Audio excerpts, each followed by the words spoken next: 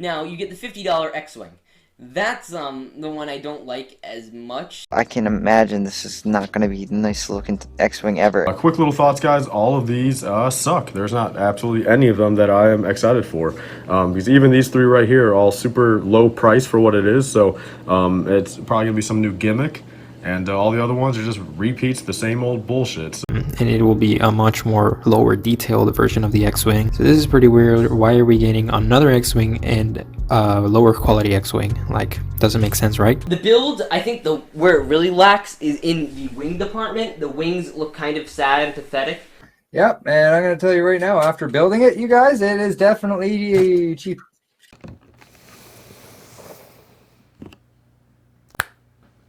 The early 2021 Star Wars wave was a disappointment for many, to say the least. It was another example of LEGO completely eating dirt and falling from the highest of highs with the 2020 summer wave. We got the AT-AT, AAT, we got Grogu statue, we got Razor Crest, and of course the 501st Battle Pack.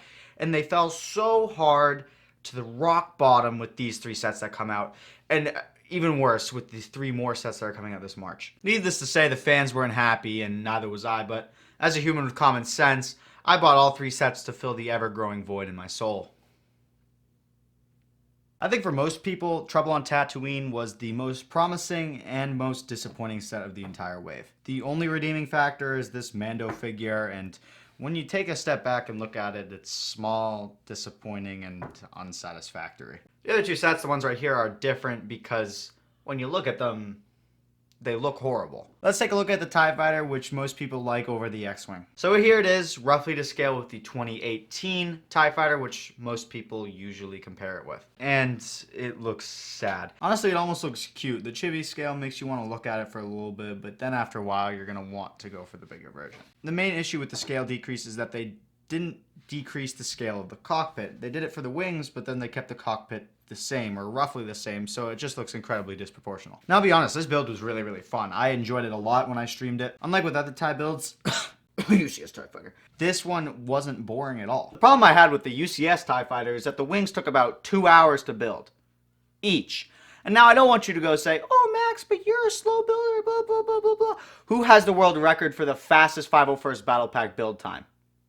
That's what I thought. But what I'm trying to say here is that when I build one of these wings, and it took me 2 hours, and then I flip to the next page, and it says ×2, I want to jump off a bridge. But with this, it took me about 20 minutes for each wing, and that's when I was streaming. So if I wasn't streaming, maybe it'd take me 10 minutes, maybe 15 minutes. So it wasn't that bad. And when I finished one wing, I wasn't sick and tired of it. I think I said several times during the stream how good the build was. I couldn't get enough of it. That's not bad. So far, so good with this build. I've enjoyed it. It's a fun build, I will say that. It's a very satisfying build at that, at least. Good build. I rate. Alright, fun build. Good pilot minifigure. They need to bring back the black heads because that looks so stupid. And for $40, this set is great value. You get 432 pieces, 3 minifigures, and if we look at the minifigures and excuse the stormtrooper who's stroking out, we have an awesome TIE Fighter pilot who looks great. The printing looks amazing. It's very hard to pick up on camera, but when you have it in person, it's absolutely stellar. And then we have a droid that gives off a sort of late 2000s minifigure nostalgia. But the TIE Fighter isn't what I wanted to talk about today. The most hated out of these three sets was by far the X-Wing. Much like the TIE Fighter, it was compared to its 2018 predecessor, and this is obviously a bit smaller. But this set isn't that bad, and many people realize that because on the night of the release, you guys crashed the website for 3 hours. I had to stay up until 3 a.m. on that lonely January 1st to place my order. And LEGO, being the most organized and efficient company ever, got those sets to me a month later on February 4th. Imagine if the Germans controlled LEGO, the sets would practically build themselves. Well, enough reminiscing at what could have been. Let's take a look at the X-Wing. Now I want you to take all the opinions that you had coming to this video and throw them out the window because I'm about to give you the facts. This has 4 minifigures, one of which we have never seen before, has 474 pieces and retails for $50. The 2018 X-Wing, which everybody compares to the newer one, also has 4 figures, has 730 pieces, and retailed for $80. So for 65% of the pieces, you are paying 62% of the cost, meaning that you're actually getting a better price per piece with this set than you would with the 2018 version. On top of that, you are still getting 4 minifigures, and they're arguably better because you actually get 3 figures instead of 2. and one of which we had never seen before, and the other you can only get in a $200 set otherwise. Well, let's talk about size, because that matters. The 2018 X-Wing has a span of 30 centimeters, whereas this one has a span of 28 centimeters, so 2 centimeters less, which is a little bit, but not as much as you may have thought. And when it comes to length, the 2018 version has a length of 34 centimeters. This one has a length of 31, so that's only a 3 centimeter difference.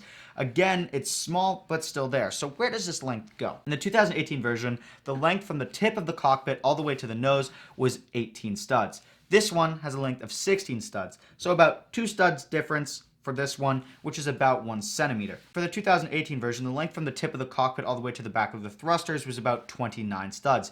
This one is about 24, so there's a 5 stud difference. This one around 2 centimeters less when it comes to this part of the ship, which isn't that bad. It's still proportional. Now let's actually look at a model of the X-Wing from the Star Wars universe. We can see that the nose is actually more accurate on the newer version. Not only that, but the cannons are as well, and the proportions of the thrusters. So in a newer, cheaper set, you're getting a more accurate style ship than an older, more expensive ship. The build for the X-Wing, while not as good as the TIE, was still really enjoyable. The one part I didn't like was the Technic section, but you can't really get around that because every X-Wing comes with the Technic section because they need to make a way for the X-Wing's wings to open up and close. If we look at the side of the nosing for each X-Wing, we can actually see that the newer version is a lot smoother. It uses a smaller hinge piece in white, so your eye completely glosses over it, versus 2018 version where they have a brick tall hinge piece and it's in bright red. The shade of red on the newer X-Wing is more accurate than on the 2018 X-Wing as well, and the colors are a lot more uniform, which makes it a lot less cluttered. And there aren't any horrible stud shooters on the side on the newer version. For the newer version, they actually made the Technic bit a little bit more efficient and actually made it a part of the Grieveling. On that note, this Technic section by itself makes the wings open and close, unlike the 2018 version, which still uses the primitive method of rubber bands, which can wear out over time. This can actually open and close the wings without rubber bands, so you aren't going to get any sort of wear or anything like that. So essentially you're getting a better mechanism for less money. If we look at the wings, they're just a little bit less detailed, but there aren't as many ugly spring-loaded shooters on them. Now, it wouldn't be fair to not talk about the issues with the new version, and I have a few. To start, if we look at the back, it's not as accurate as the 2018 version is, and the landing gear is actually not retractable on this newer version, although they are easily removable.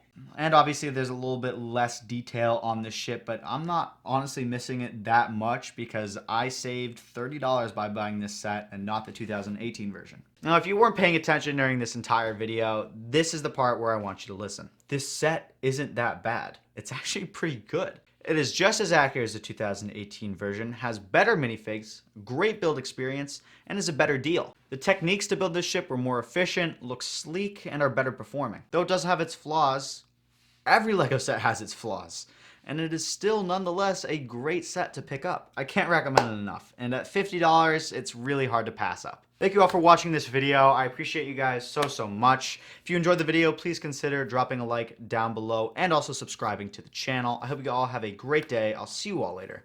Bye.